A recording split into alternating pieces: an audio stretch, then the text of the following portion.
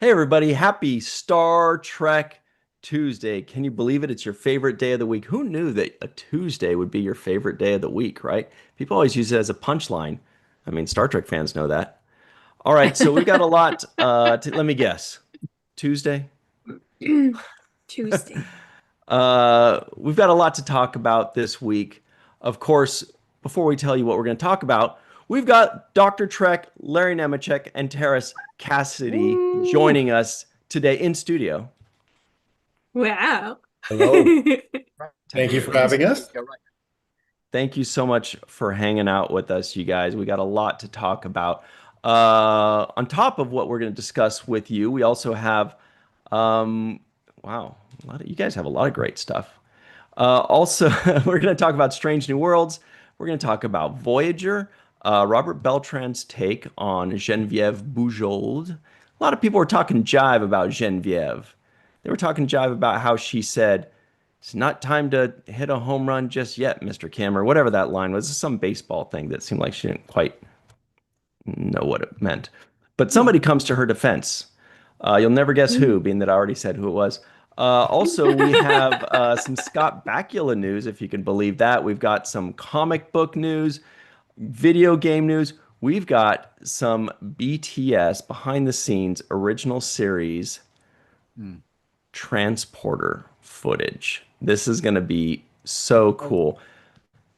So everybody, please make sure you like this video, subscribe to the channel, hit the bell icon for notifications. If you're listening and give us a 5-star rating and a nice review, we'd really appreciate that. Hello to Linda Anderegg, May Borello out in the May area. Oh, Linda says, Thursday is Larry's Portal 47 open house. Come join us on the portal. Yeah. Wow, that was $20 well spent. Thanks, Linda. Hello to Lucia Raz out in Brazil, Chuck A with his plates, Joel and Valisock, One Trek fan, Rookie of the Year, Redshirt Bob. What about Bob YT, Joshua Reeve, Bob D, Dave Bourgeois, Brett Homer, Rose Kirby out in the UK, and so on. Let's just go ahead and get into this because Larry and Terrace are like, "Do you just read names? All is that what we? Why are we? That's pretty all much we that's what do?" we do. So, can you It's nice guys to hang out with please, people. yeah, just tell everybody that doesn't already know all about you guys. You guys are like super famous, basically. Let's be honest. Can you just tell them why you're famous? Yeah. Larry, you're much more famous than I am. So you please No, go. no, I owe it all to Terrace. What do you mean? No. Everybody's sick of listening to me, but that's good to see. I No. haven't been with you guys in ages, though. We were just talking about it. I hadn't seen you since Vegas and all. But Yeah. this is a big week because thank you, Linda. We're not here to talk about it, but my Portal Do 47 is it. 10 years old this and Thursday night is our annual open house. Nice. And Dave Goodman, who I don't think has done an interview with anybody in a while, so I have David one A. fresh. Goodman. Nice. David A. Goodman, not just any Goodman, but A. Goodman. Wow. But we have the it's 6 o'clock Pacific. We start off with an Ask Star Trek roundtable, which is basically an open mic for anybody, and we do door prizes because it is an open house, and we have actual door prizes. And then Dave's on Cool. at 7. Enterprise, and we can Marvel and Family Guy and the Trek stuff there. But also, David was president of the Writers Guild right before the strike, and then was head of negotiations during the strike. And he's Oh, worked wow. animation and live action. And I'm going to hit David up about what the hell is going on with the industry and how does it affect Trek right now. And If you find out, we'll let have me some know. old. Yeah, He's a great get, Larry. This is going to be Yeah. a great I'll show. put it.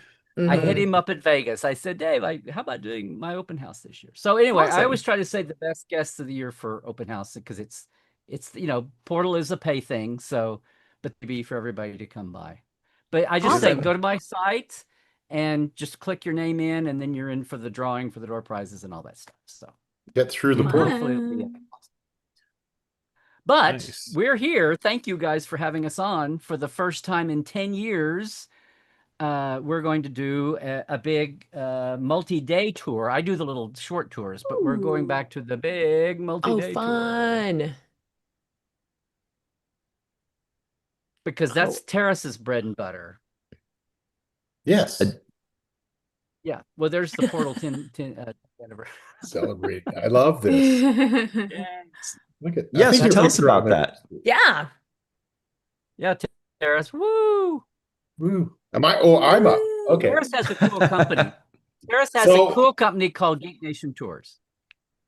that's correct. We do tours, geeky tours all around the world. We've been around for a while also, almost as long as Larry has. I think that we met just before you established Portal. Couple years. It was 2011. STLV at 2011. Right. So, um, yeah, so we've been doing geek tours all around the world for a long time now. Um, we do everything from battlefield tours, so like going to explore Sekigahara in Japan. So that would be the battle that took place if you've read or watched Shogun, Mhm. that battle. And so we do battlefield tours all again, not just in Japan, but in Europe, in the United States. And we also do pop culture ones, and particularly we do the Star Trek filming site tour, where we go with Larry to filming sites in LA and abroad. But this one, I think we're just fixated or focused on LA this tour. And so we go from site to site to site, and we talk about who's done what there, and we try to get the camera angles, and Larry does the history of whatever was filmed there. And at the same time, sometimes some of those days that we have Trek guests with us.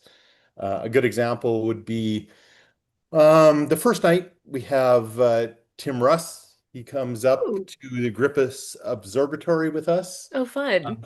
He's an amateur astronomer, and Mhm. he'll bring his telescope, and we look up at the skies, and he explains what he digs in his non-acting time. And But yeah, so he's then we just there kind of hang because out with them. obviously he filmed the Voyager Future's End when they were up at the observatory, and bad guy in the van, or no, they had the van. Freakosaurus and he and Robbie, Right. or Paris and Kumho Freakosaurus. were there.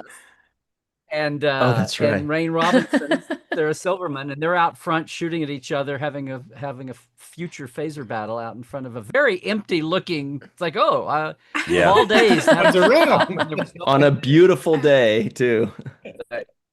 no crowd. Conveniently. But anyway, so it's a case of like Tim is a double whammy. He shot there and can talk about the day filming, but he's also Mr. Sidewalk astronomer, Mhm. and we go after dinner so that you've got sun up time, but then the sun goes down and we can do some telescope. We can see the beautiful LA. So you get kind of a tourist thing and a Trek thing and a Trek history thing and kind of a convention on our own each day with a specific guest, Awesome. all the way Yeah. through. Yeah. That's So that's so fun. kind of what we do. Very cool. And there's some other tours. We also have the Ooh, look at this Valley one. of Fire one, Yeah. one-day tour Mhm. that takes place on the Tuesday? Yeah, the Tuesday, Vegas Tuesday. And Awesome. we go up to the Valley of Fire. And did we get confirmation on our guest Larry, on that one? Mike Westmore says he will finally be able to go with us out to Valley of Fire since he lives in Vegas. Bring portable fans. Amazing. Yeah, it is Well, very we helpful. leave at We leave 7 at 7 in the morning. Yeah. Oh, to perfect. Get out there. We leave. Still wouldn't call that. It's smart. It's very wise. Oh, That well, if you're gonna go in August, definitely do it first thing in the morning. Yeah. 100%. Yeah, that's well, doing it done the week before Vegas. Yeah. So we've Yeah, done that's this. amazing. He was talking about, so he comes up to me at my table in 2011 and says, Larry, do you think a Star Trek tour would work? And I was like, yes, I wanted to do this kind of thing for ages. And I have all the research so we can do it.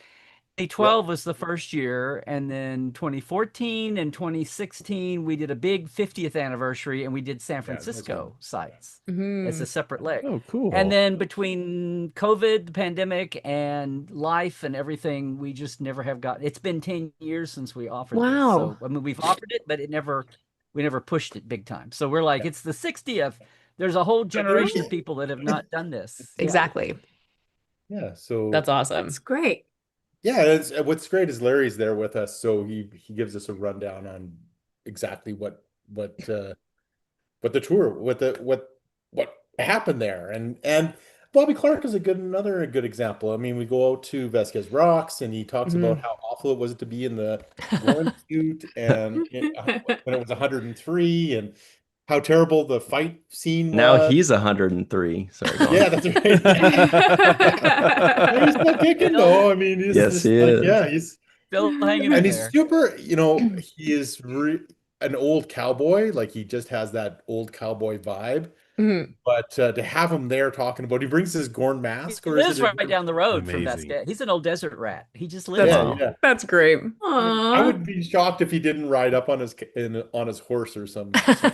Like, That's great. amazing. And then of course we go from scene to scene, and he not only does Bobby Clark explain, but Larry explains that all you just need to do is take your camera and go this way, and take your camera and go this way, and you're in a different place. And it's a really cool place to go see if you haven't been there, obviously on your own. But what's great about it is that we have Larry and Bobby Clark with us at the same time. Well, and I always tell people, and I've done panels on this, there's a lot more to the Vasquez Rocks than the Gorn fight and arena. There's Yeah. Exactly. like across, Mhm.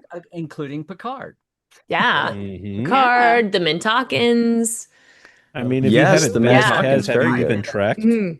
I had Yeah. I had a lady this spring that did a day tour with me, and we went out to Vasquez, and she was like, "Yeah, the big tilt rocks." She loved the Mintalkins and Who Watches the Watchers. Like that is Right? her favorite episode. Yeah. And she Oh, has a sorry about mock- that. She has It's so good. Whatever. That's no way to live. It's so No, good. that's- about the, There Picard are gets more the episodes out there. Yeah.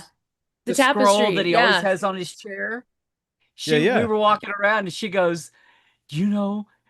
She says, I said, and blah, blah, blah. And of course, she goes, "Oh, that's my favorite episode." Like where I they wanna were go." all She says, standing? "Is there any way?" She goes, "Is there any way that you know where Tapestry Rock is?" And I'm like, "Do you mean Oh the my scene where God! she gives it to him and they're all sitting there?" And she goes, "Yeah." I go, "That's what I call it." She goes, "Yes, we can go right there." We said, and we like Amazing. spent 15, 20 minutes Tapestry Rock. Refresh my memory. At Wait. the end of the episode, all of the Mintalkins are like are there. It's the backdrop. His It's a bunch arm- of people his from the arm is in a village, and they're sling. Sorry, I thought you meant the episode Tapestry. I'm like, I do not. Oh. I was like, I cannot picture any scene in this episode that I know very well that has anything to do with anything I could think of at Vasquez Rock. Gotcha. Okay, please continue. No bloody A, B, C, or D. Yeah. Oh, that's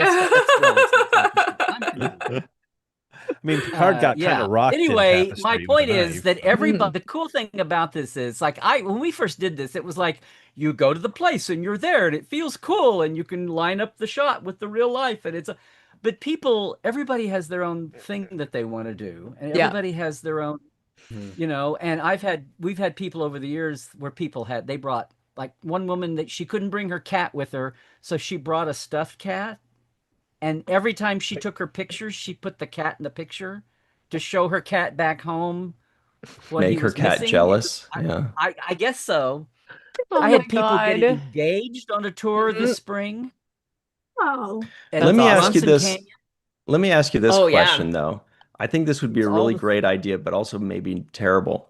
But you be the judge. You know that every Star Trek fan's favorite thing to do in the entire world is to either A, take pictures at Vasquez Rocks, or B, do some kind of fan film or fan shoot or independent Star Trek thing oh dude, we're gonna shoot at but here's the catch. We're gonna shoot it at Vasquez Rocks, bro. What if you just for this trip you compiled a list of, I mean, you won't be able to get everything, but as many fan films, terrible and good, that have filmed there. I think that would be really fun. And just do everything. Well, I mean, we're almost there because as you can see, the very much younger me, that's actually at Vasquez Rocks. Yeah. that picture that you have. Perfect. And we had the bamboo cannon, and I remember putting that outfit on, like the black undershirt, of course the gold, and I put it on because I'm a huge Star Trek fan too, just to make sure that everybody knows that. So I got out there. What? I had shorts on, but I was like, okay, I'm gonna go out there with this outfit, And as soon as I got outside, my body goes, "What did you do?" Because I had this non-breathable outfit Oh on, no. and it Yeah. was like 103. And I was like, "Oh my Oh. God." But yeah, we all weathered it and had a great shoot out there. So yeah, that would be actually a lot of fun if we did a little if we could get Bobby to get his rope and rope us up. Exactly, right? It's cut loose. Exactly. I want to That I want would to be open that actually to fun. the live chat right now. How many projects can you guys name that have shot at Vasquez Rocks? Like all these indie films or, whatever's Not going Star on. Trek. Yeah. Mm. Star Trek. Oh, Well, So well, wasn't Bill and Ted? Didn't they do some They But- did, stuff didn't there? they? oh, I don't know. right. I think Rose you're right. Kirby asked that question. Mm. Bill and Ted's Bogus Journey. They did. I'm quite sure they did, didn't they? With which Star Trek actor? What's his Oh, Oh. I know this. He What's his lives in name? upstate New York. He came into my bar Yes. one time. Sloan. Yeah, that one. Sloan. He played Sloan from Section 31. I'm trying to like pull his name out of my brain. Sadler. That's William it. Sadler. Yes, thank you. William I knew it was Sadler, William. He played Death in Bill and Ted's Bogus Journey. Sorry, I Yes. didn't mean to. Really? I didn't know that. Yeah. Connection. He's really good in that. Love that dude. Bill and Ted. I think you just did that off the cuff, Ryan. That's pretty good. Scene and Nerd podcast got it right away. They said Bill Sadler. Yeah. Well, And So I'm are you just- telling me that Still. someone has to get the death outfit on and then go out into 103? And the And makeup too, makeup. right? Oh, Oh. yeah. Okay, A lot of melting going on there. I'll bring my Your outfit needs to be very my merciful. first aid kit. Yeah. Right. why we What- try to get out there like it by 10 or 11, like first thing of the day. Oh, that's Yeah. true. Yeah. So, Yeah. also, But that's if really people- cool. Being hot, Yeah. honestly, just adds to the experience. 'Cause that's what Yeah. you Yeah, expect. it does, If it was yeah. cold, you'd be like, this is such a dichotomy of what I would, what you're thinking. Like, you're expecting it to be hot and battling the elements and taking a breather as you hike up the rock. Like, it's Totally. cool. It's Yeah, totally- and what's another great thing? It's like getting together like this type of environment where everybody has really a lot of commonalities. Everybody Mhm. has the same vocabulary. Everybody gets the jokes. Everybody has all the references. So when you get on the tour, obviously you're like, okay, am I going to get along with everybody? But that never fails that everyone not only binds, but except Larry. Larry's a pain in the butt, but But he's our pain in the butt. Yeah. no, everybody really binds together, and the whole vibe is an amazing experience community wise, and that's part of what I do at Geek Nation Tours is create small communities within communities. Hmm. So yeah, it's a really great experience. So well, sure. and if we've had, especially foreign people, I mean, non-Americans, if they're Mhm. coming to the years when they would come to Vegas for the first time or maybe the second time, and they haven't really met people, they're worried about. I always say when you get to especially Vegas, if you have to stand in the line for 15 minutes, you Yeah. will come away with 5 new friends. If Yeah. you walk in the door not knowing anybody. So if people are a little antsy about that, or they're solo travelers or whatever, this tour is a great way. You've gone through the trenches with people in a good way. It's Sometimes not literally. agony. I mean, it's not like combat. But I mean, you've had 4 or 5 days to get to know, on the bus. You've had days to get to know people and dinner and lunch and everything. So you don't walk in. You may have flown into the country or come West Coast not knowing anybody, but by the time Yeah. you get to Vegas, you've got some friends and Exactly. shared things to talk about. Yeah. That's beautiful. Anybody in Alright. the live chat, have you taken any of these cool trips in the past? I know a lot of them did something similar when we had the Voyager documentary Kickstarter, and Larry kind of drew from his experience. And man, Larry is a wealth of knowledge, Terrace. It's amazing, isn't it? Isn't it cool to watch him like Yeah. when he's going to Vasquez Rocks, or you're doing the Valley of Death or whatever that thing was like, and he's talking, and you're just like, how does he retain all of this? Yes, 100%. It's Databases unbelievable. and printouts. What do you mean? Come on. No, It's a wonderful thing. And when we're going through Paramount, we always get pushback from the guides at Paramount because they want to tell us about their stuff that they know, Right. And Larry's always like, or I'm actually kind of push them off to the side while Larry goes on about Yeah. all the history Yeah, of yeah, Paramount. yeah. And Got it's great somebody to else who see knows. because it's it's a wonderful and amazing thing to watch how he relates to that. So I will give Larry kudos about that. I keep meaning to do a book or an app or something, but until then, these tours are a good way to do that. well, this is there's what I'm so going to much do. Yeah. I'm going to put these links in the description box in the live chat right now. The Geek Tours, as well as Larry's website, so you can see this celebrating a decade of backstage deep diving where no savvy fan has gone before. That's awesome. So those are both now in the live chat.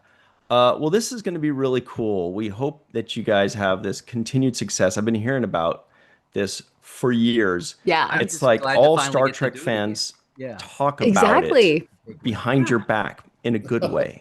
Okay, good.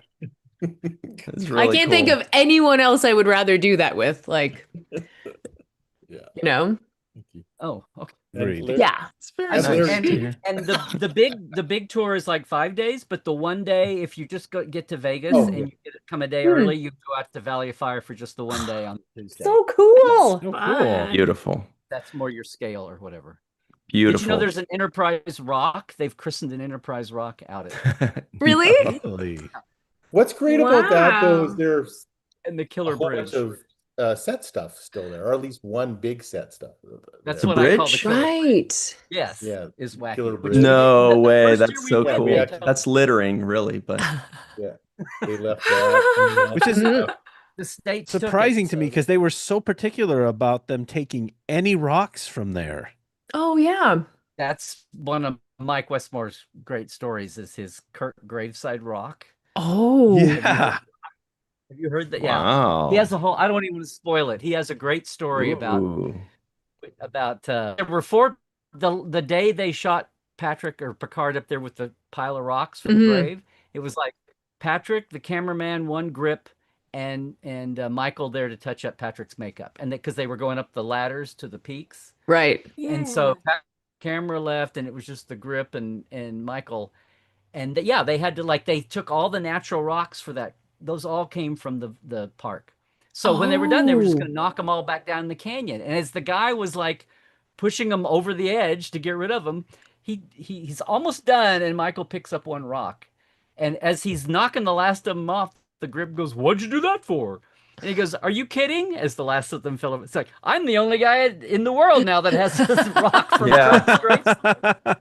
Sleight of hand, man. That's pretty He put it cool. up in a little box with a plaque and Mm. Very cool. Aw. That's Yeah. beautiful, Cool. actually. from the Uh, grave of James T. Kirk. Yeah. Oh, All right, so That's we're cool. going to jump into the news in just a second here. it's like a moon Do you rock. guys need to jump off? Do you want to hang out and talk about the news? What's up with you guys? I just I'd love heard to. that I'd got I dinner definitely going, want to so I'm see gonna the have to scenes leave you. anyway. So yes, I'll All right. wait with Well- bated breath and be quiet if That's what we do. What about yourself, Larry? Well, what is it? Oh, a few minutes. I'm a few minutes. All right.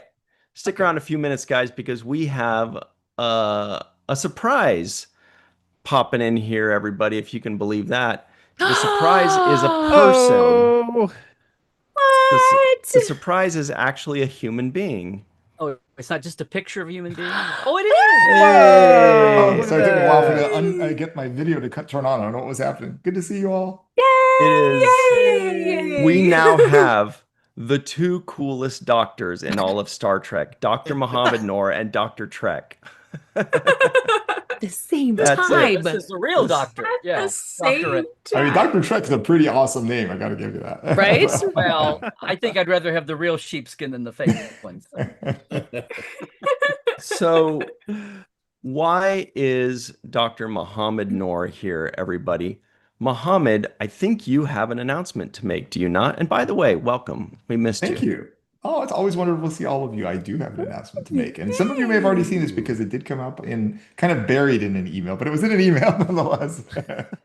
So I will be coming to Trek to Vegas 2026 to present again. So big thanks to Creation Entertainment for having me back. There's a mass email about like Bob Picardo, and it said, by the way, Bob and Noor's coming too. Amazing. I'm excited. Mohammed Very went on excited. strike. He's like, I am bigger than the series lead of a 7-year Star Trek show. That's right. Absolutely not. Absolutely not. But not just that, but look at this. So you know how at Trek to Vegas we have, this section for the actors, the Star Trek actors, right? And then there's the second one for the production, writers, producers, scientists, things like that. Would you believe Muhammad is the first one? He is the official first Kicking it off. guest. I'm excited. I'm excited. A big honor, seriously. Pioneering That's that road. awesome. That's just really cool. We're like all these other guys. We're like Rick Berman, Terry Mattel. Everybody stand back. We got, Jonathan Frakes, the director. You could be on it as an actor, but Exactly.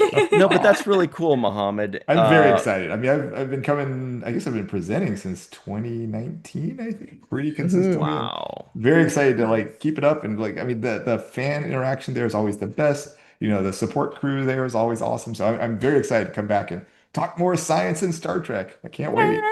Real quick, 2019 is when we met you through our good friend, Aaron Eisenberg. That's Oh, right. no way. So when That's you right. said 2019, it immediately flashes me back Yep. to those wonderful, amazing days before the world stood still and fell apart, never to return again. But do you remember that first year? Do you remember hanging yeah. out with Aaron, or do you remember your first presentation I and being like, do. I'm so nervous in front of all these dorks? I presented other places before, but I never had Vegas. But Vegas was like the flagship, right? So that was a big deal to come for that. And absolutely, I remember talking. I mean, I already knew Aaron pretty well from other stuff. I'd met Melissa before that too. But I mean, I remember actually that was where Aaron introduced me to Cirroc, because Cirroc didn't have his own Wow. table. We was kind of hanging out there at Aaron's table. So that was my first time meeting him. He didn't have his own table? I don't even remember that. No, No, that's right. but Sarah. Aaron talked him into coming anyway and sharing his table, Oh even my though that God. was Sounds a like no, Aaron. no. But he was like, "Come to my table because you should be here," and so he did. I love That's that. amazing. That was great. Yeah. So cool. And Discovery, I mean, Oh. the Discovery was still fairly new then, so it was great meeting a bunch of Yeah. Discovery Yeah. cast and stuff like that. And Mhm. then, yeah. Man, that's It so was just cool. fantastic. Yeah, and it was a really fun thing to present there. I mean, that's like the flagship venue. It still is like I think it's still the biggest Star Trek con there is, right? I don't know any Yeah. bigger one. So I mean, it's still the flagship venue. So really happy to be invited back. Yay. Actually, at that time it was still the official one. So I remember you had to go through CBS for getting invited. Oh, Yeah. Wow. It Gotcha. was a little heavier then. Weird. Mhm. Yeah, well, we're really happy for you, Mohammed, and Thank even you. more, we're happy for us because we get to see you there. Like And I it's said, gonna it's be an so honor to much get fun invited. So I always. really appreciate Yes. it. That's so cool. Excited to see all of Um, you guys there. Everybody here's gonna be there, right? I mean, I'm sure Larry, you're always there, right? You'll be there, Yeah, right? yeah. Good. Yep. Hopefully, well, All right. assuming everything goes well with the tour making, we'll be there.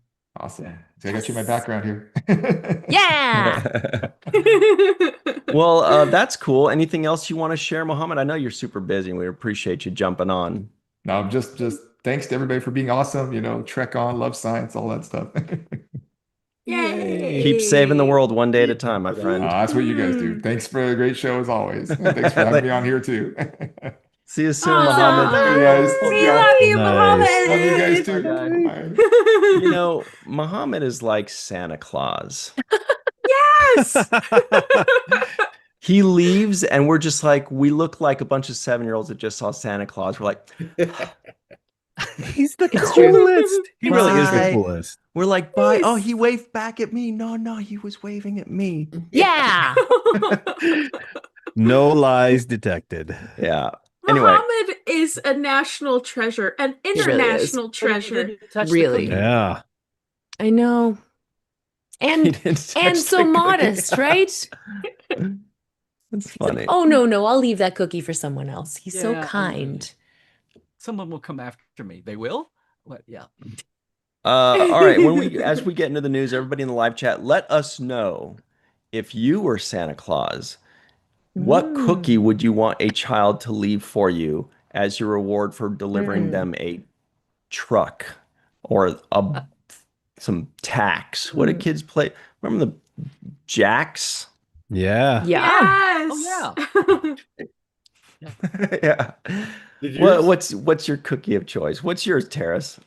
I was just gonna say, that's back in the day. That's what we would get, a ball and tacks, not. Yeah. Yeah.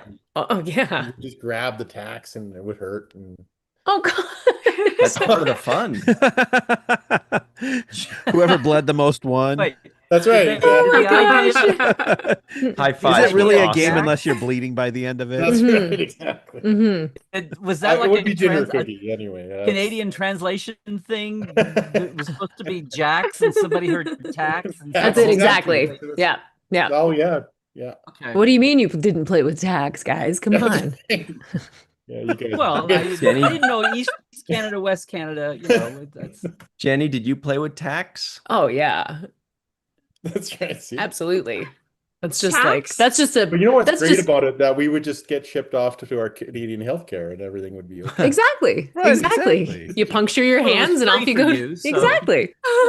Exactly. See, I knew there was a Patched up tax thing because I remember there was a song about like tax as one of the when I was a kid, and I was like, tax? Who gets tax? It was like a ball and tax and like rope. I'm like, life was weird back then, man.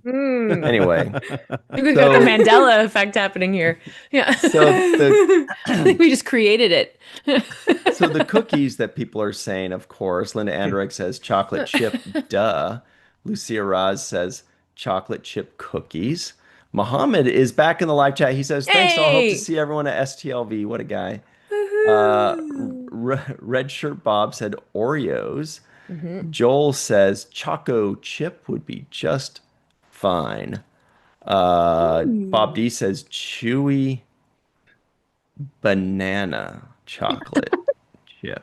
I knew that one would get you. Why? don't gatekeep. I'm such a gatekeeper when it comes to putting banana and stuff, Cookies. dude. Leave your banana out of my mouth. I don't want. There's a Don't lot of throw it on stuff the I going on only eat Wow. banana straight up out of the thing, but don't put it in a smoothie. Don't put peel? it.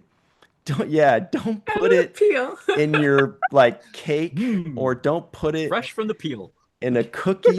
Right from the peel. You It's know, it's perfect. I've been enjoying me some banana chocolate chip pancakes lately. Is it really actually a good thing to eat? Oh my gosh, dude, yeah, it's banana- so freaking good. Banana chocolate chip muffin? Ooh, Yeah, that's buddy. pretty good too. Banana Yeah. muffins, banana bread. There's Yep. Oh yeah. No, banana bread. none of it. Banana bread. Banana runts candies, throw those out of That's there. fake banana. That's Well, not even that's- real banana. I know that's That's- like the semblance of banana. I hadn't thought of banana candy in ages, but yeah. I mean, yeah, I'm There's, like, I'm not wax. eating freaking banana now and laters or anything like that, but you put it in baked goods, sign me Mm-mm. up. It Yeah. ruins And the banana baked good. pizza. Oh my gosh, I actually Banana saw pizza. I saw Going somebody down the do pineapple row. I'll see your pineapple and Banana pizza. Wait, Oh my didn't God. you send me a picture of that kind of monstrosity, Ryan? Yeah, there was like a banana and tuna pizza, I think it was. There was That like a seems third item too wrong. that was There was something unnecessary. else on there. Okay, well that's just somebody who hates humanity right there. That Yeah. seems wrong. some people just want to watch the world burn. yeah, Yeah. seriously, no. Yeah. The one line is vomit drawn at a here, time. no further. Yeah. Ew. For our Anyways. illustrious guest, this is one of our classic food side quests. Yeah. We do get Yeah. sidetracked with food a I lot. thought we transported all the way to Friday, to be honest. I 'Cause know. on Friday we talked food. Anyway, so Linda Anderegg, no, Ryan doesn't hate bananas, just bananas need to be bananas. I don't know why. Bananas taste good, but they don't taste good in like a smoothie. Anyway, sorry, Terrace. I am But so they sorry. taste We good lied in to I hate it's like you cereal. promised I dig news. everybody's choices. It's like, I want to see the Chopped video. up in You cereal. Oh, happen right. to be wrong on this particular choice, but It feels you can that way. banana any way you want. Banana detour. But Oh my yes, God. you can put whatever you want in your mouth, Ryan. That's That is your body, your choice. Your choice. I was Thank going to you. say that, but I thought perhaps I would not. However, I agree. Nope. And this is why I choose bananas are great, but on their own. In their lane? Is that what you're In their lane. Yeah. hmm Okay. So this is from a website called twitter.com. Here it is. Let me share sound. Is there sound in this? Yeah. Yeah. Oh my gosh, this is okay. exciting. I can't wait. Here it comes.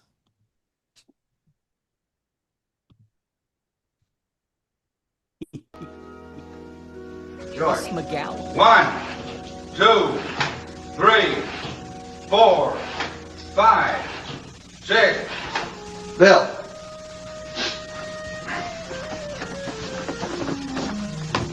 That's amazing. Oh my God, it's so good. Big freeze. George. Oh, you're still 1, muted.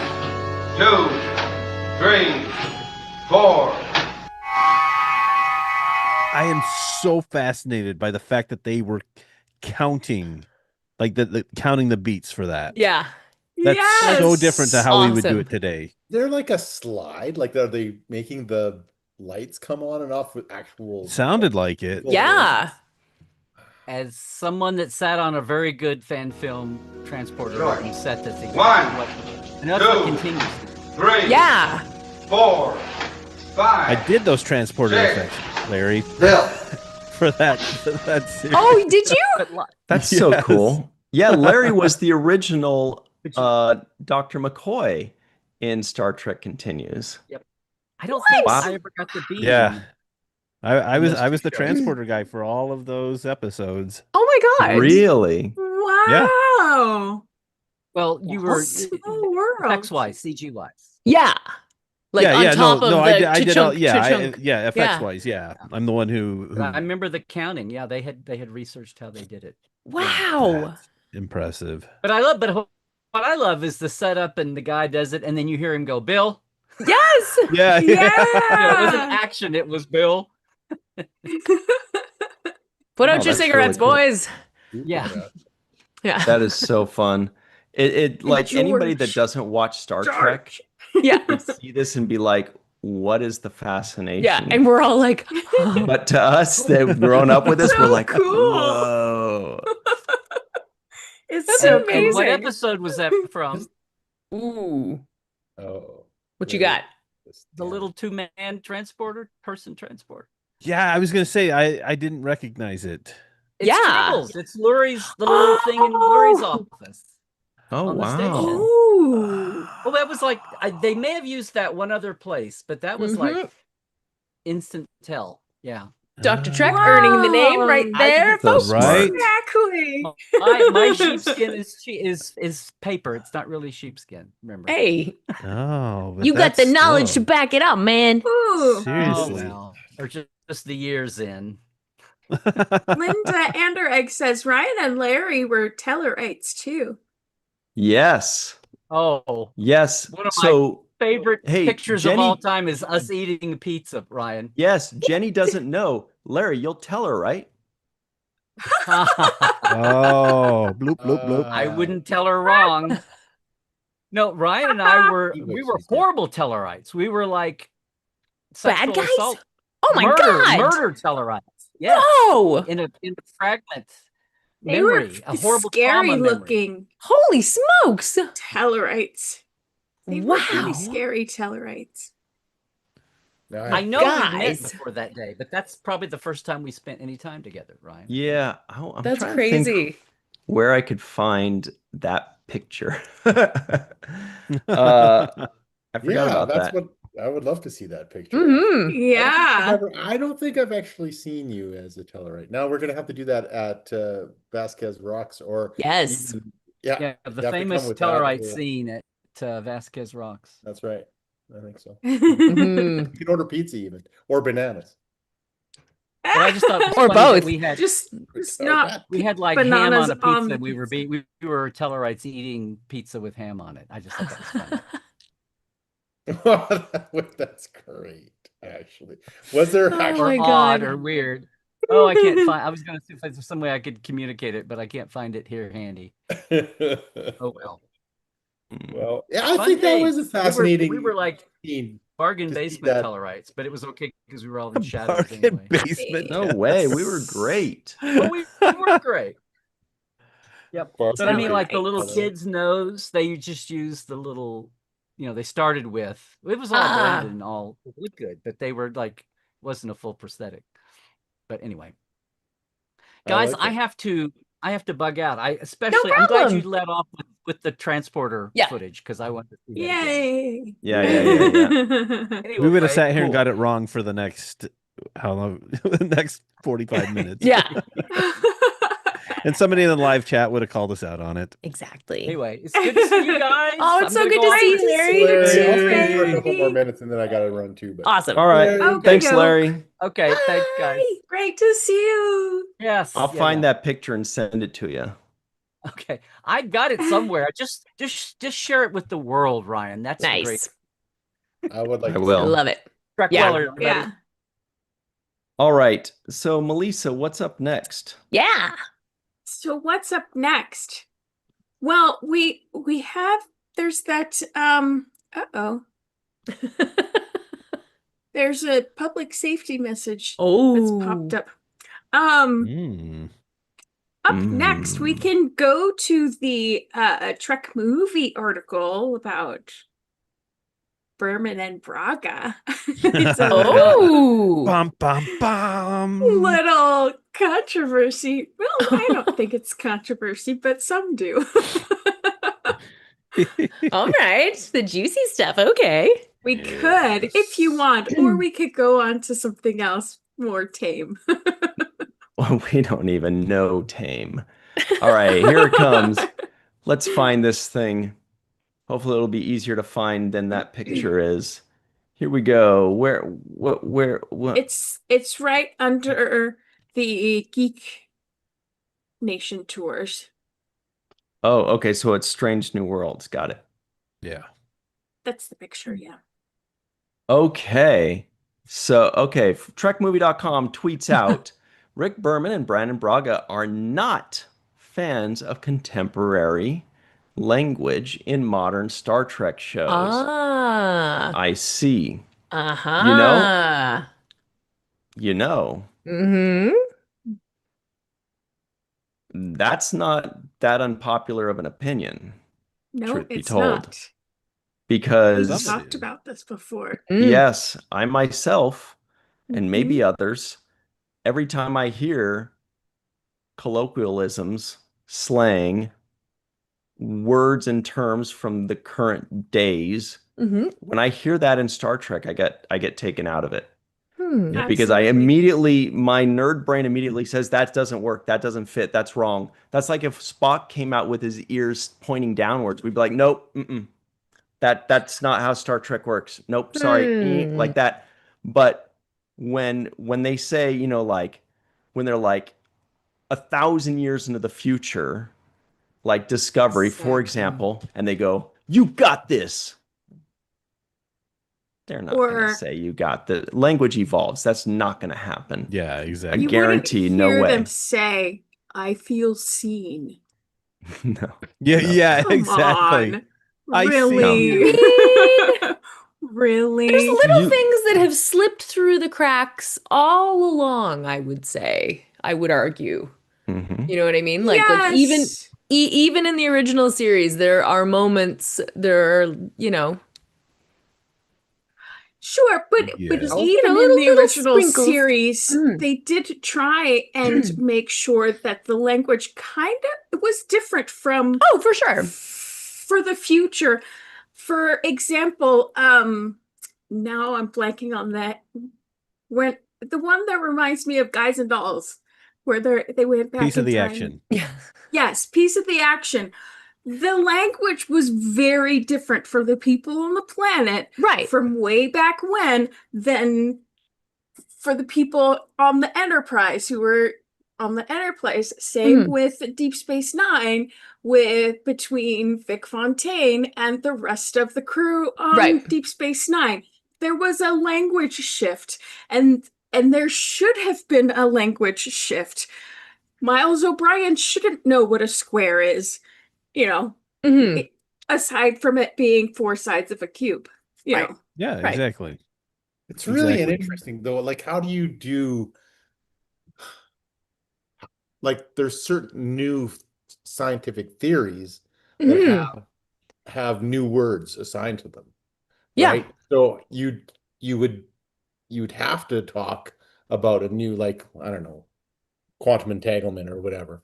Like as Yeah. soon you'd have to have that in Star Trek, and it's kind of a modern thing. You know what I mean? Something Mm. discovered now wasn't discovered in the 60s or 70s or 80s or whatever, but it's a major scientific theory now. You'd Yeah. have to have that in your episodes of Star Trek, couldn't you? Mhm. Right. So Which language is is kind of a cool. weird thing, right? Are you just Yeah. talking about colloquialisms? Yes, Like, colloquialism. So like, yeah, you're not gonna have somebody on the bridge of the Enterprise saying that's rad. but you Right. might have You know, somebody on the Enterprise say cool, because I mean, how long has cool been around, Mm. cool's been around for a while, yeah. 50 years. But right? it's like, More than yeah, that. I mean, I think of it in a way of like, 75. I mean, language. Well, okay, let's be honest. I mean, it's the English language because that's what Star Trek Just originated in, right? Right. I look at I look at Star Trek, from the original series to the Next Generation through, clear up through Enterprise, Mhm. and yes, it doesn't take place in our current timeline, right? And Mhm. so there's a way to write these episodes, and that these characters, the words that they're using and the phrases that they use avoid things that tag them to present day. And there's been a lot of stuff in later, especially Strange New Worlds, that when I hear it, I'm like, well, that's like somebody out on the street talking right now. And like Right. Ryan said, it's kind of takes me out of it because it's like, Mm-hmm. in a way, it's kind of like classic speak. It's why does Shakespeare endure? Because Mhm. we Right. don't go in and try. I mean, yes, we have quote unquote modern takes on Shakespeare, right? Yeah. As we tell these things, but like we're not like, we're not, when we read Shakespeare, when somebody performs Shakespeare, they're not trying to modernize the to for audiences to understand in today's languages. It's a study in the beauty of what was written beforehand. And I kind of like, I'm not trying to sound old man, get off my No, that actually makes Yeah. great Mm-hmm. sense because that's true. Look at how you need to take classes basically to understand what the hell you're reading in Ah, Shakespeare, which was just a but few hundred years ago. So a if few hundred years from now, and remember, language is evolving at a rate that's also increasing. So if it Right. evolved, what it had evolved in 200 years time, now would evolve in 20 or 30 years. mm, And evolution is speeding Yeah. up as far as language is going. So imagine how much it will change in just 100 years if that's how much it changed in 500 Because years. it's also evolving with technology yeah, and sure. the technology of the future, whatever that might be. The language of that time of 300 years in the future is going to fit that more than rad. Mhm. I still say rad though. Yeah, me too. I know, Yeah. but No, but that's I'm for with you on now this though. times. Yeah. I mean, it's But actually how- kind of interesting because it makes more sense for there to be changes in language between the original series and Next Generation and everything after Next Generation than it does to have changes in language between like TOS and Strange New Worlds or Discovery because they're all kind of in the same Right. Sure. era. Yeah, Right. I would agree that it's a directing and writing problem, right? Like somebody Yeah. actually writes that down and gets the actors or actresses to Yeah. say it. Mhm. So Yeah. there is a Exactly. process to get that rad from non-existence to existence on paper to the episode. So I would go, but like you said, your argument about language. I mean, then if we're arguing about how languages evolve, then Star Trek would have just as incomprehensible of a language as That's Star right. Yes. Yeah. Absolutely. So you wouldn't That's get right. it. You Yeah. wouldn't True, understand right. it. So there has to be some sort of mainstay language, as in Sure. modern language, meaning to 2025 right now. Yeah.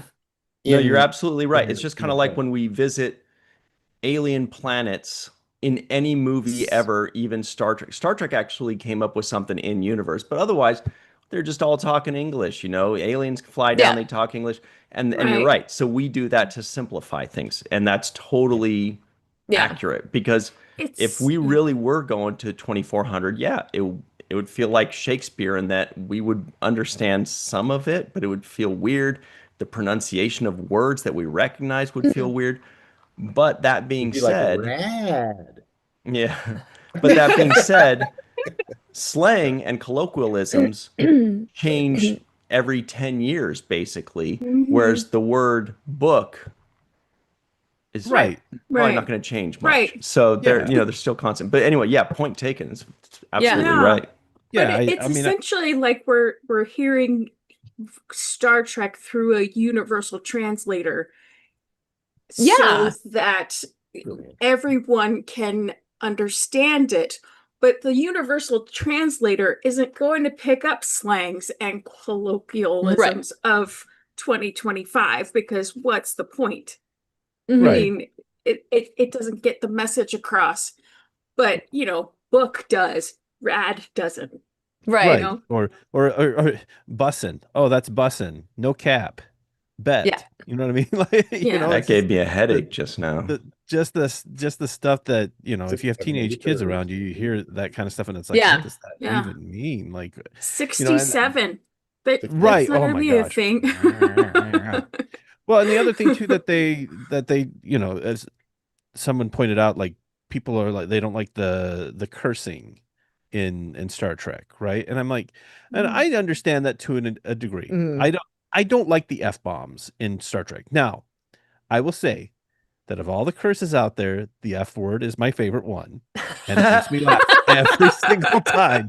Okay. It is my favorite one. And I You say it maybe with use so it on many more different intonations, really. more Yeah. Yeah, and it's true. more situations than maybe I should readily admit. But I don't like it in Star Trek. And the reason I don't like it in Star Trek is because never in they've used it twice now. They used it once, or they used once or twice in Discovery, and then once in Picard. And every time it feels forced and it does not feel earned. Even Picard saying it did not feel earned because we've gone however many years with Picard never saying that language again. But so much has happened to him since we I first get it, met but him. but I'm on the other side of this. Yeah. So well, like, Are you to really? me, yeah. Yeah. to So me that was like, ugh. so if we had 50 years of Star Trek basically not using slang, right? Oh yeah, And then suddenly now it is. I don't mean doesn't- necessarily. I like I'm talking about the swearing as opposed Yeah, the swearing's kind of fun. I'm flexible on the Me too. Right. Yeah. I'm somewhat flexible on the colloquialisms. It honestly kind of depends on which one it is to me. Some of them just kind of work and have had and are in there and it's in the same way that we're looking at technology that is more modern to us, like the visuals are more modern, so the language is a little more modern to us because I mean it's a show that is being directed at a specific audience in a specific time. So I feel like there's gonna be some of that just sort of is gonna happen naturally, but I do agree that there are some that are a little bit like feel a little ham-fisted, Well, it's like the first time we heard it in Discovery, I watched that and I was like, ugh, really? And the whole time, like as soon as I heard it, I was like, oh, I can just see the writers sitting over there in the writers' room going,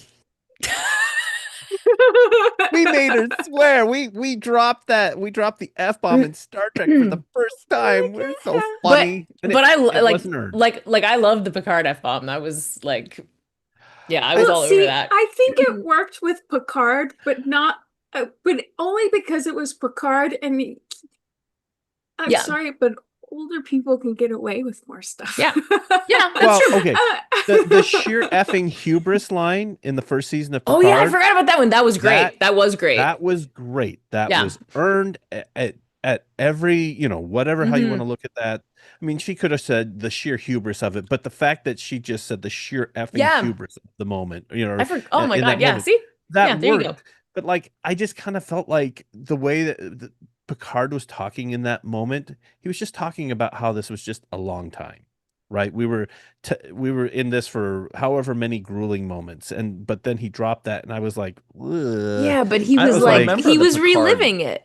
I don't remember Picard saying yeah, fuck. I remember the I don't sheer know, it fucking just- hubris, He and was- he- everybody 'cause loved themselves He was about telling the story to Jack about him and Jack Crusher being trapped in the shuttlecraft and just the sort of what they had to do to that. get back. Picard said it's been so fucking long, or something like that. And, like Yeah, it's just Oh, I don't even remember it. effing grueling. I I don't know know. he just did it. He just said it. It He just said felt the like somebody thing. peed. Definitely It felt like YouTube somebody quick. peed in the pool at that moment to me. well, I mean, I look at it like this. If Julie Andrews swears like a sailor, I don't see anything wrong with Picard swearing like a sailor too, Yeah. especially at that age. Yeah. And at that moment when he's really trying to, he's telling a story, he's trying to connect with this kid he just met he's my kid. Spoiler alert. Right. Yeah. Well, if Yeah, you haven't seen didn't bother- Picard at this point, then Didn't bother me. However, we had a poll in the live chat. The question is your thoughts on modern speech, slang, colloquialisms in Star Trek. 27% said it's fun. 73% said no thanks. Really? Well, and Yeah. also, There you go. Okay. I mean, you're having aliens that you're meeting for the very first time, that we are seeing for the very first time, talking like a human earthling from 2025. That's not That's cool. different. Because that takes me out. It just yeah, exactly. it's interesting where's because we're supposed to be immersed into this strange new world. And I didn't say that's where that came from. It's not. But we're supposed to be immersed into this strange new world. And how is this immersion supposed to actually happen if you're acting like we're here now? I'm a human American In Toronto. in in Toronto. Filming in Toronto. Sorry, They you were say saying Toronto. Terrace? Yeah, sorry. You guys say Toronto, right? Toronto, yeah. Yeah. Toronto. Yeah. Sorry, you What were saying Terrace? Oh no, I was just I think I really like the universal translator discussion that was had, because Mhm. I think that if you had it, wouldn't it be temporal? Meaning that if you're using the translator, it would translate things to you temporally also, because then Rad would be there. I mean, cool, and the F-bomb also. I think those are pretty much instilled into the English language that will never get out. Like, I can't see those disappearing. Yeah. Just because they've been around for so long. But Mhm. but I mean, definitely I had a lot of slurs and a lot of uh contemporary stuff in the 80s and the 90s. So Yeah. those are going to be there that are kind of disappeared. I Yeah, for still Yeah. sure. I still Well, use and bitching every once in a Oh my while. oh God. I yeah, still say wicked yeah, every once in a Yeah, while. yeah, Yeah, yeah, you exactly. yeah. know, So like, wicked. I know, Yeah. I know. you know, But well, and Well, and in so over in the chat, uh, you know, there's two things. Chris Marshall brought up where it's like, well, it made it more real for me. That's the Hmm. point. It made it more real for you here in the 2020s, right? Right. And the other thing which Richard Bob brought up is we talked about language in Star Trek 4 when Kirk is all of a sudden he's like, well, double dumbass on you, which he completely is not using the language very much. And he and Mm. Spock have that a actually is a good conversation about idea. it. And he says, your captain, your language has oldened, and Kirk says, mm. well, people of this century don't understand you unless you curse every other word, Mm. right? And so I don't think that cursing is going to disappear. I have no problem with cursing. Yeah. That's not the point. That's not where I'm like it's grating me because it's the way that they're choosing to use it. Because okay, before I came out to LA, I worked at a credit union and everybody that worked there, I know that they cursed. But we Yeah. didn't curse when we were at work because there was Right. a level of professionalism that we maintained when we were around each other. Now, if but when people went home to their homes and were hanging out with their friends, sure, whatever. You want to drop an F-bomb, you want to talk a certain way, that's fine. I moved out to LA and suddenly worked with a group of people where the F word was every other word. And Mm. and it took on its own life and like moved in next door to me. Um, and so that's my thing is it's like by the Mm. time we get here, the point is that humanity has evolved to a certain point, and I would think that as part of that evolution is that ability to speak with each other on a professional level when we're in a professional setting, Not and aggression. to not have to Mm. use certain types of Mm. language. I'm not saying Mm. it's bad. I'm not saying it doesn't have a time and a place, but like I said, I just feel like it needs to be earned. Like my thing, one of my favorite things, and while I don't necessarily think that damn is, damn and hell are not exactly those are like, you threw some mild salsa into your language there, but from I from Rocks and Where's the ghost Shoals, pepper? yeah, exactly. From Rocks and Shoals, one of my favorite moments is between Nog and O'Brien, where he says, reroute the damn geodyne through the damn thruster array. And Nog's got it. And then they go on and O'Brien says, Nog, did you reroute the damn geodyne? And Nog says, I tried, but the damn thruster array won't take the input. Try the lateral impulse thrusters and watch your mouth. It's like that kind of stuff. That's funny because it's earned, right? I don't know. Anyway, Right. I'll it's get off my interesting. soapbox here.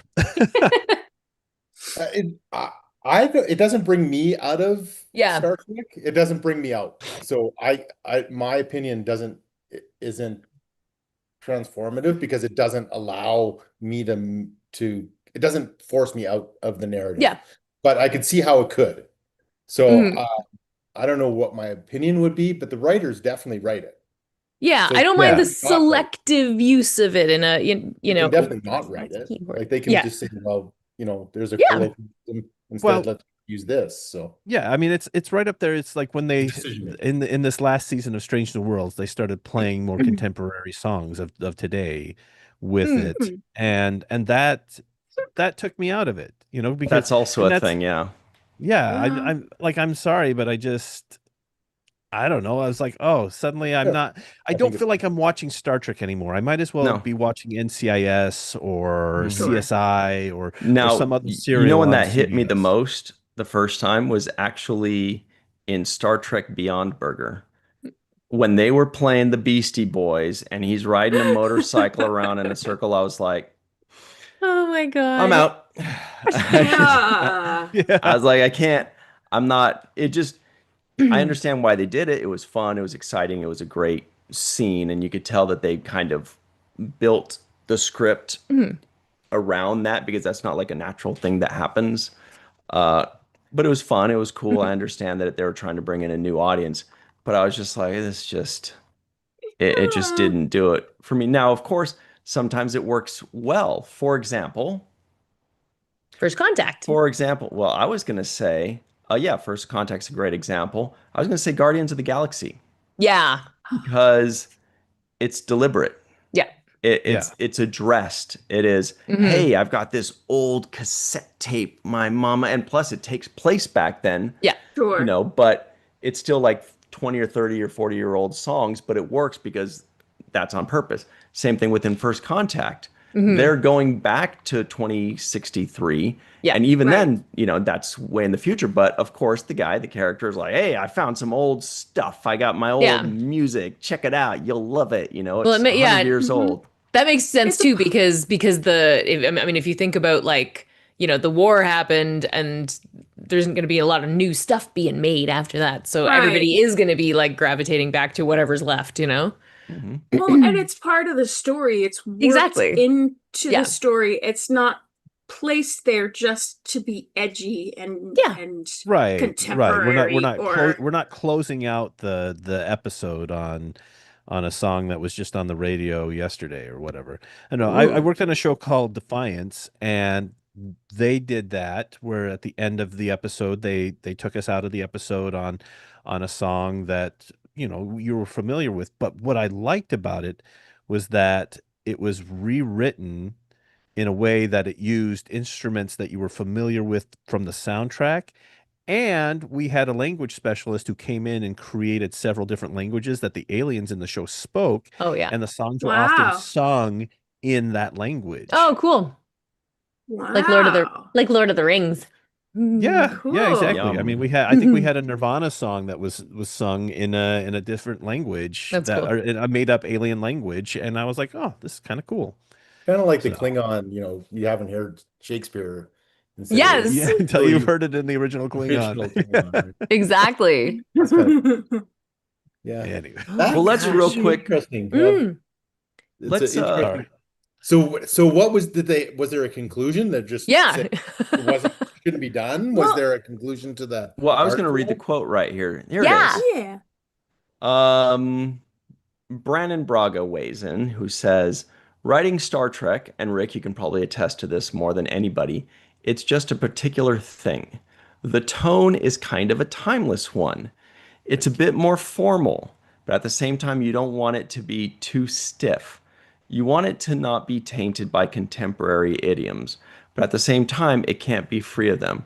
That's it. Yeah. And that's true. They're like, you got to think of it as when you're watching Star Trek, it's got like a business feel, a professional.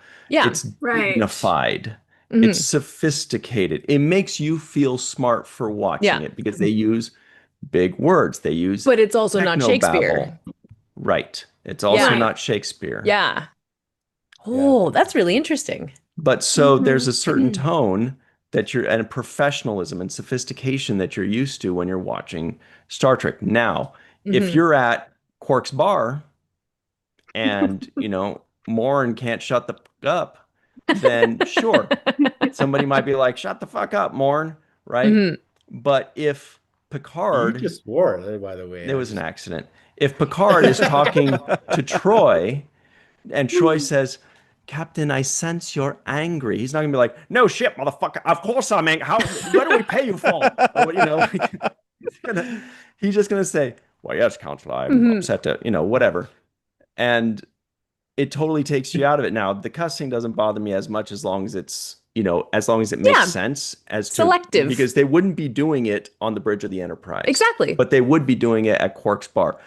And the colloquialisms don't fit for me Right. at all at any point because it doesn't feel like we're now in the 2300s. It feels like we're in 2025 because that's suddenly we're very aware of when this was shot. Yeah. Yeah. Unless Oh, you're Worf and you're saying, I will make it a threesome. Yes. Because then Thank you. That's a great Because example. Yes. he just then- means like there are three of them that are Yeah. going on this away exactly, mission. but there's Uh-huh. depth to that Yeah. line. How And deep? it's in the way that it is a threesome, right? Sorry. Shoot, now I just got distracted. But it's Sorry. earned. You know what I mean? And Threesome. again, Of course, it's I mean, it's an okay. Yeah. earned moment.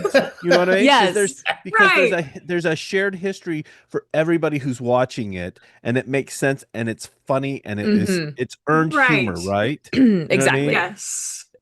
You know, I just sometimes I just feel like we use it as a cheap gag to get some Yeah. laughs, and I'm like, you know, it's like having Data say, "Oh shit," as the Enterprise is crashing, you Hmm. know. Mhm. It's a bit But of and a then the other crutch. point that I think it's also earned is in Lower Decks. That's hilarious when they Yes. bleep it Yes. because because see, I mean we've talked about this before, like when there are certain things that give you the opportunity to think that you're clever, right? It's like, you know, we know what's being said there, but it's funny because it's being bleeped. Yeah. And you can make anything funny.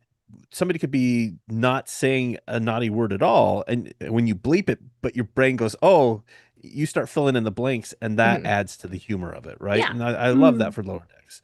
So would So you accept colloquialisms on with Lower Decks then? Like not Mm. obviously Yes, swear. I'll tell A you why. little bit Yeah, more, because yeah. Would it's a you accept it parody. there? It's a parody. It's supposed to take you out of it. It's not serious. It's not sophisticated. It's not trying to be. It's Hmm. funny. It's a comedy. So Right. comedy, almost anything goes as long as you're Hmm. not breaking canon and breaking the nerds' hearts Right. in the process. So yeah, cuss, fuck, That's fight, funny. do all the things because Right. it's a comedy. Yeah, it's a But joke. the thing with Lower Decks too is even though it's a There's a comedy Lower and Decks it's a 2 coming out? parody, I wish. But it Why still is it gone? stays I know. Yeah, It exactly. still Okay, sorry. stays right? true Good to the Okay. heart question. of Star Trek. It still maintains that heart that Star Trek has. Yes. And Mhm. tells the stories honestly. So when there is an F-bomb in Lower Decks, that it's coming from an honest place. It's not just put in there to shock and Right. for shock Yeah. and awe and for to sensationalize anything. Yeah. Yeah. It's a part of the story. Mhm. Is it sloppy writing then to use colloquialism? Like Yes. did someone I like think don't even that doesn't even what I'm saying, not that it's they're trying lazy. to put tat it in, but they're like just writing and oh, of course she would say this because Right. that's how I talk. And then they Right. realize the camera is Exactly. I going, think it's oh my trying to God. reach a broader audience. I don't Yeah. think it's necessarily bad. I Yeah. think it's You they have a know, goal of trying to reach a broader audience, and so they're reaching out more. So I get that. But you know what I was thinking Mm. is funny about this is that when you watch sci-fi from the 70s, you can tell it's sci-fi from the 70s because even their futuristic clothing looks like Oh, for 70s sure. clothing, and their Sure. futuristic hairdos look like 70, they got like the hair over there and and well, it's all that's feathered. So now, 50 years from now, they're going to be able to tell I 2025 and mean, 2020 TV, not just from the Absolutely. look at styles Battlestar and all that. Galactica. Like Yes. the uniforms and Which everything one? are timeless. The new one. The new one. But their civilian clothes are so early 2000s. It's Really? That's great. wild. I don't It's remember that. Yeah. wild. Yeah. Yep. It Like is. It it's With is. the really frosted interesting. tips. Oh Yeah, yeah. yeah, like in clothing form. Exactly. Yeah, Yeah. Yeah. exactly. I mean But yeah, Well, it's and really even when you funny to watch see Star Trek, that though. oh yeah. yeah, Yeah, I think exactly. that's odd. I mean, that's clearly why they changed. Like obviously, if we're gonna go right into old man get off my lawn type of stuff. Yeah. Um, that's why they changed. And don't I'm gonna go on record saying that it doesn't bother me. Oh, And meaning, yeah, no, I no, think no, no. it makes it To look be great. clear, yeah. That's why they changed the look of Discovery to the way it was, and Hmm. not just created the old sets over again. Yeah. Because it was accessible Yeah. for younger people. Totally. I remember watching it with my daughter, and she looked up at me and she said, "Dad, this is my generation's Star Trek." And I was Yeah. like, "Oh my God." First, oh my God, I made it. I won. But Yeah. also, she was right. It was her, Yeah. and that's why I'm okay with it because it's that generation Star Trek. Yeah. It, that like Discovery is definitely that generation Star Trek. Hmm. Yeah, you're right about that So for I sure. was okay with the colloquialisms throughout Discovery if it was used. I don't even, quite frankly, I didn't even remember because it Yeah. didn't bring me out. But as for the technology, as for the visual effects of Discovery, it absolutely didn't bother me, and I actually applauded it because it was Mhm. not, and they're accessing a new audience. Yeah. So Yeah. All right, speaking of new It's audience, quite a tightrope, eh? we're almost out of time and we got a lot Oh, more we to are cover. too. Oh, no. So let's fly through it. Here it comes. This is from ScreenRant.com. Our good friend John Orkiel of Screen Rant writes about when Robert Beltran went on the Decon Chamber. Robert Beltran says, when I auditioned, Genevieve Bujold was going to be the captain, and that's what won it for me because I wanted to work with her. I'd seen her in, for instance, Anne of a Thousand Days and of the Thousand Days. Just Mhm. beautiful. So I wanted to work with her, and I was very, very disappointed when she quit. We only passed on the set. I was doing tattoo experiments with Michael Westmore, and she was shooting already. I think Tim was shooting with her and Robbie. I passed her one day, and she had this glazed look in her eyes. Mm. I had already heard rumors that maybe she wasn't going to be around for too long. When I saw her with those glazed eyes, when I passed her, I thought, wow, too bad, too bad.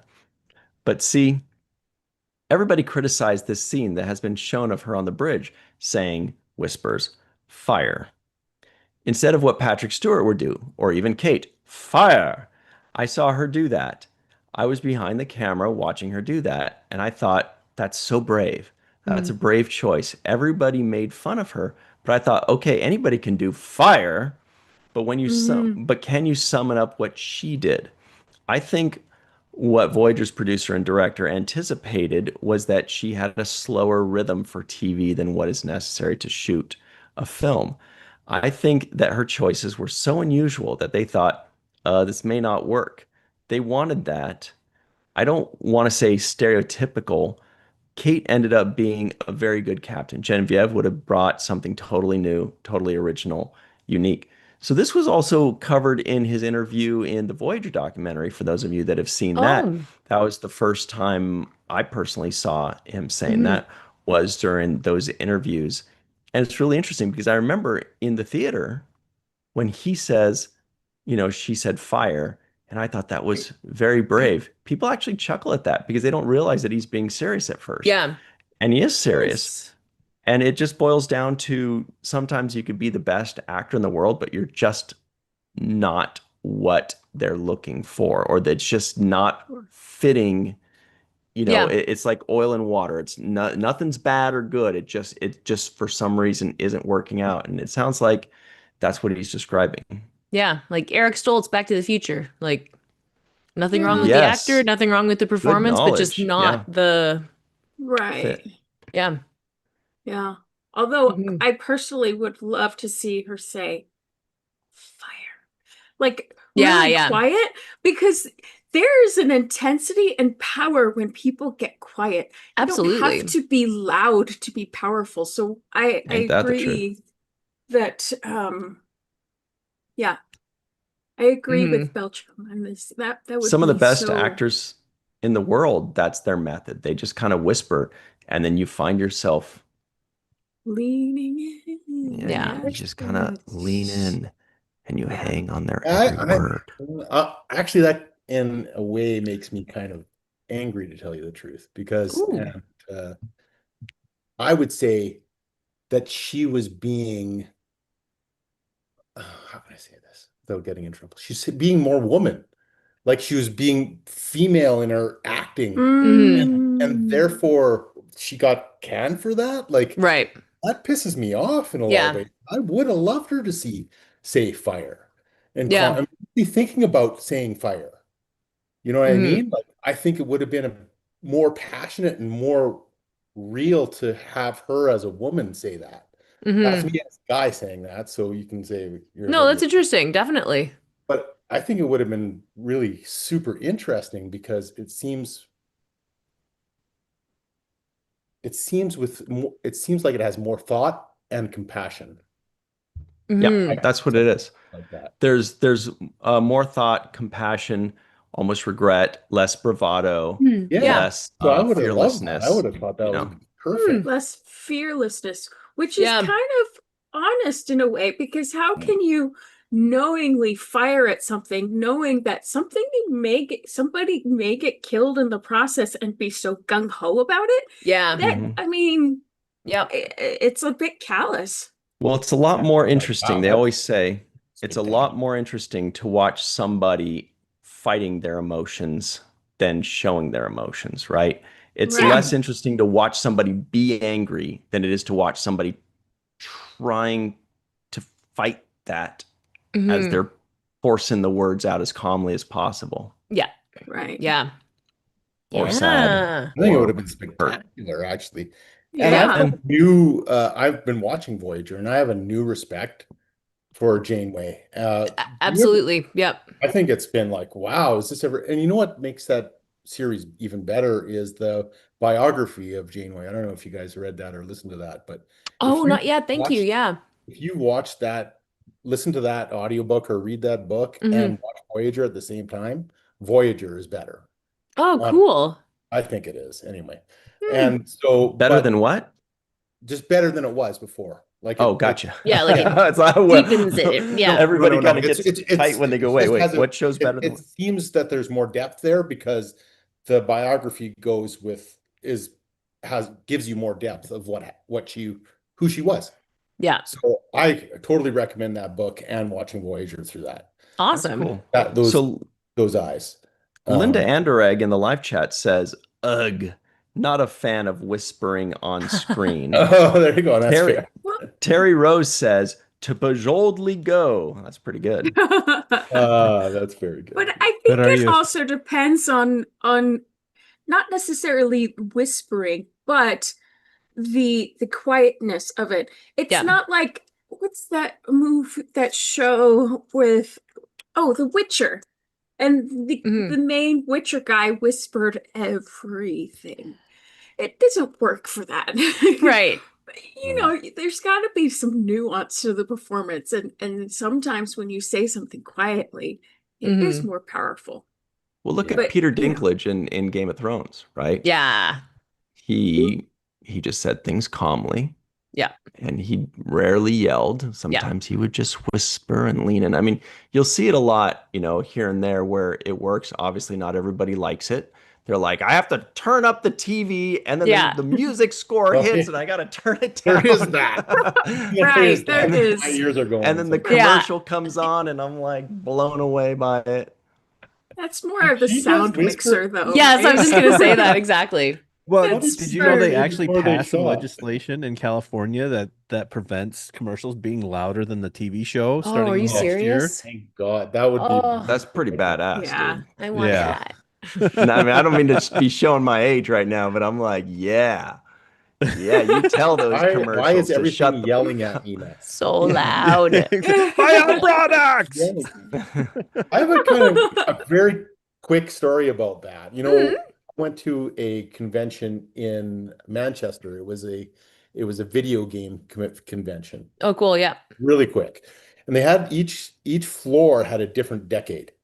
So I went to Oh, the fun. and went to Fun. the 80s, and we were playing video games, and we went down, kept on going down. And as you went progressively, and the floor with the 80s had way more machines than the Yeah. level, because they got progressively bigger through each phase. But it actually each floor got progressively louder. So they're screaming at you by the Oh. end. So I Interesting. wonder if that's what they've done with commercials too. It's like, you know what? We got to get everybody's attention. So let's That's just it. volume again. Well, Just keep on. I believe the reason they made commercials so loud is because they felt like what does everybody do when the commercial comes on? At least certainly back in the day, they go Yeah. put their plate away, they go Potty pee, break. Yeah. they go do Yeah. whatever. So they need to turn it up so people still hear it once they've Well, gone and now away it's to- everybody's got their phone in their hand.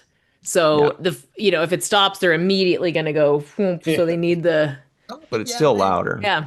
No. But exactly because if your attention goes, then Yeah. that commercial's gonna pull you back out. Yeah. So real quick, guys, before we go, one more article from ScreenRant.com. Our good buddy Oh. John Orchiola wrote this. That's Oh. back of the head in the live chat. He's out in the Philippines, probably just waking up. Yeah. He's an early riser though, so Yeah. he's probably been up a Tomorrow. couple Yeah. hours. Uh, he says a great deal of fan excitement surrounds Scott Bakula's proposed comeback. We know about that. At STLV Trek to Vegas in August 2025, Star Trek Enterprise writer producer Michael Sussman revealed that with Scott Bakula's input and blessing, he was developing Star Trek United, with Bakula returning to play President Archer. Sussman conceived Star Trek United as a political thriller and family drama. So, what's the update here, Melissa? Well, there's a quote from Michael Sussman a little bit further I see down. it. Okay, here it is. Yeah. He says, thank you.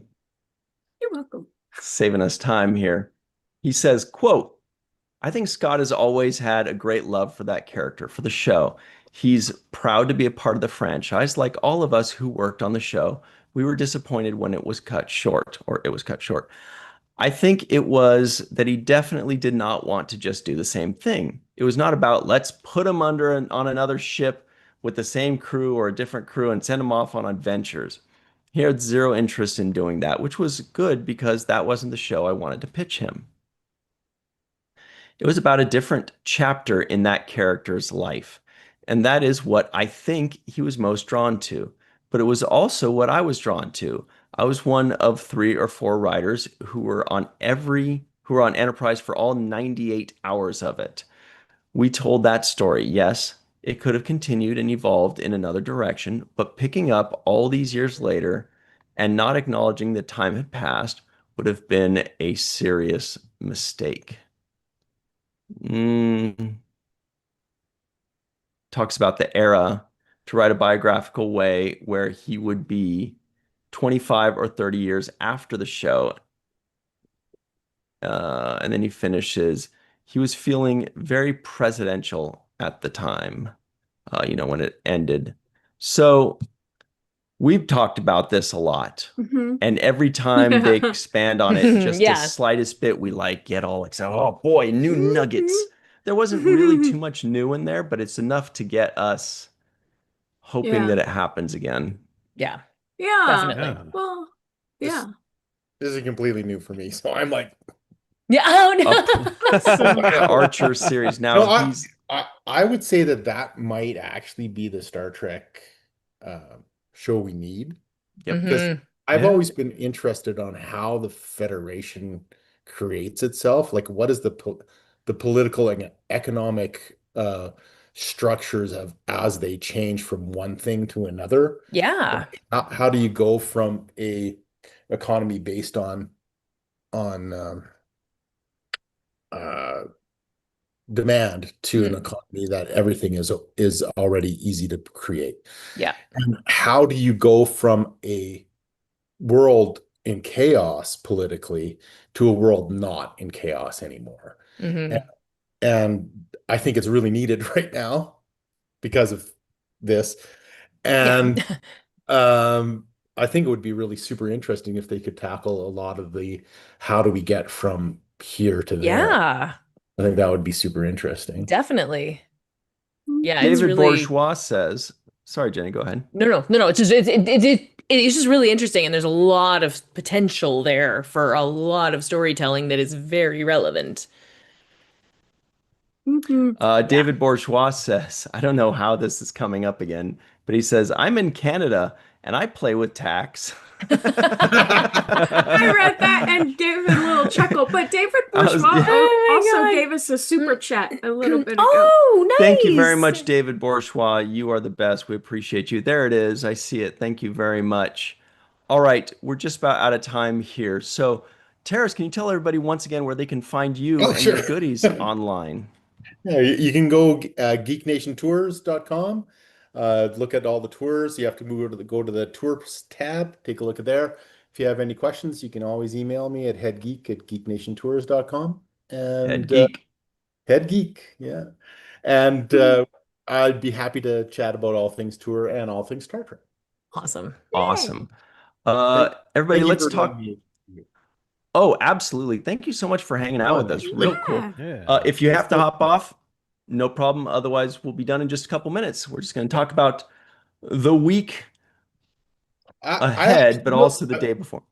I Go will ahead. actually leave. It looks like I'm overdue for supper. So Oh, thank okay. you. No sweat. enjoy. Enjoy your It was dinner. great to see you. And Yeah, thanks for hanging out with Yeah. us. Yeah, It thanks was- for hanging out with us. I loved Talk Trek, so it was like, Yeah. wow, this is awesome. So It's a it good was time. We're glad you joined us. Thank you Yay. so much, Teras. Awesome. Appreciate Thanks, you. guys. We'll see you later. I Bye. can get out. Oh my You can God. do All right. Thanks, guys. We'll see you later.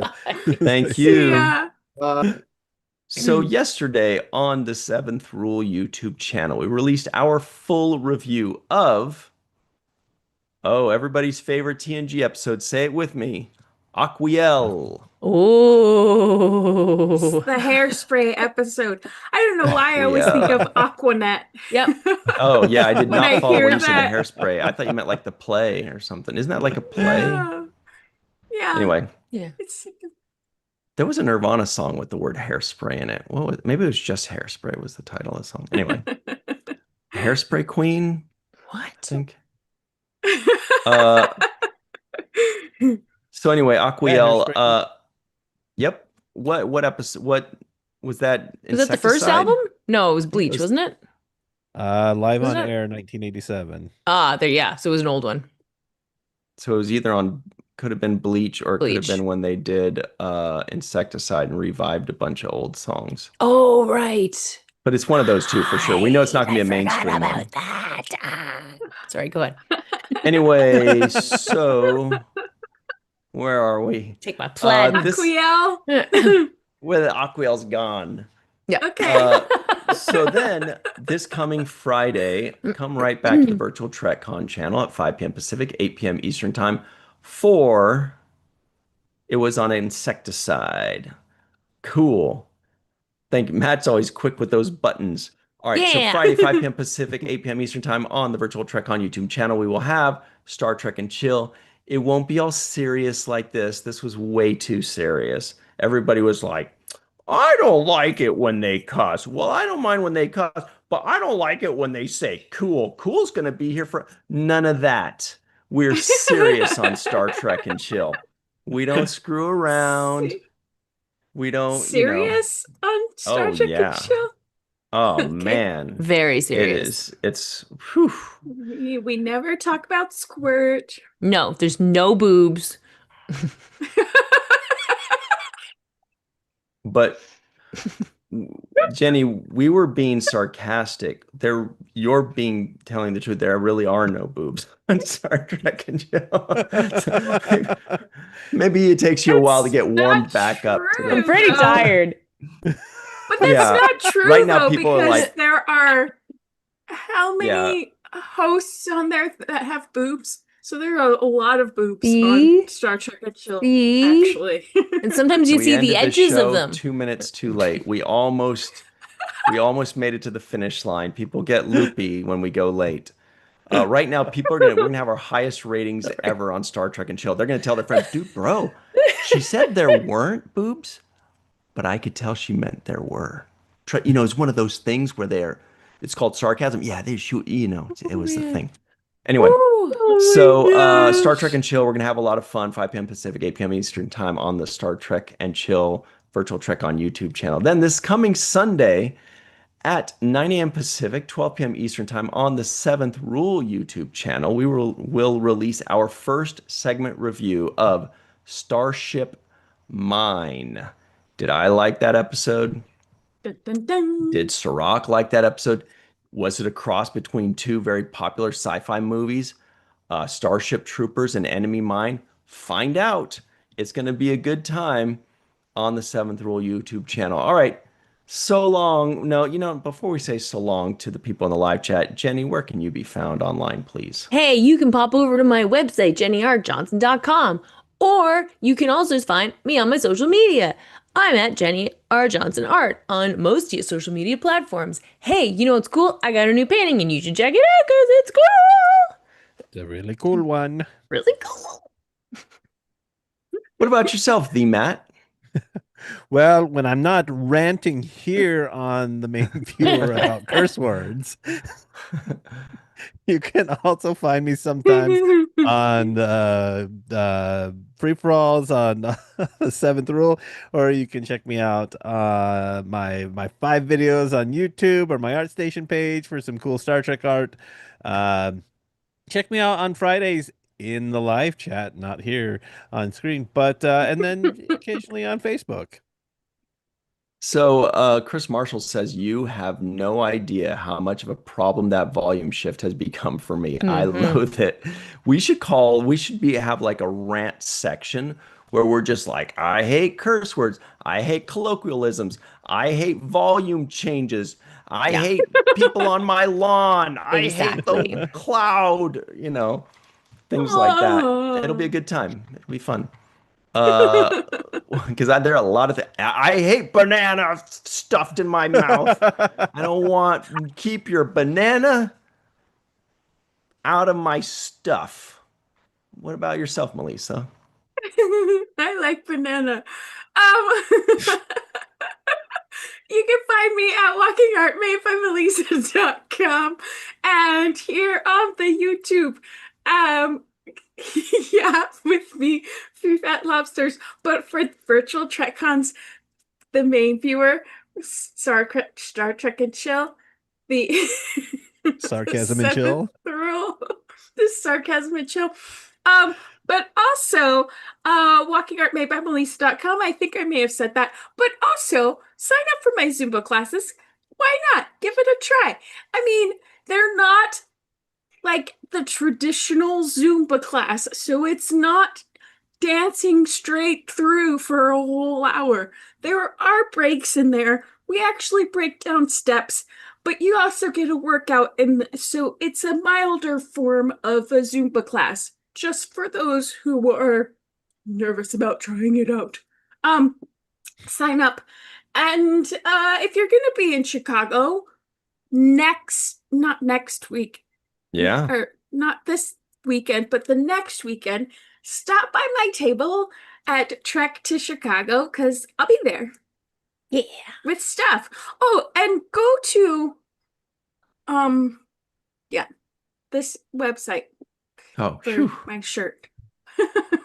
Yeah, everybody click on the Star Trek and Chill online store link in the description box below and get your very own Cisco family shirt. How beautiful is that? You can get it in your favorite color, size, and style, and you can rep the Ciscos. There's even baby Cisco there, which is just a great touch. Little baby So Cisco. that's the Star Trek and Chill online store in the description box below. Also, by the way, there was more news just today, this afternoon. What? Here it is. What? Forgot to say this real quick. There are 2 new guests. Mary Chieffo has been added, Woo! as has Tawny Newsome has been added. Well, there's a Nice. asterisk there. That's interesting. I wonder why. Oh, maybe New? they did that for the new people. Oh no, John Billingsley. This is fun. What are those doing there? I don't Yeah, know. what There's an there's some asterisk. interesting things happening here. Anyway, Robert Picardo doesn't have one. No. yeah, he doesn't need one.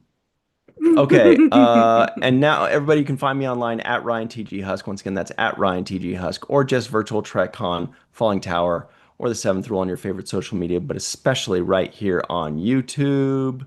All right, thank you to Melanie, Lucia, John, Joshua, Linda, Jenny, David, Bob, Robert, May, out in the May area, Walter, Terry, Chris, Marshall, Chris, Garris. Did we say Robert Kaiser? Yes, we did. Dave Gregory and everybody else, thank you so much for partying with us. We really appreciate all of you. Oh, I forgot to hit record. We'll see you next time. And when you guys want to talk about colloquialisms and pronounce it correctly 9 out of 10 times, at best, put it on the main viewer.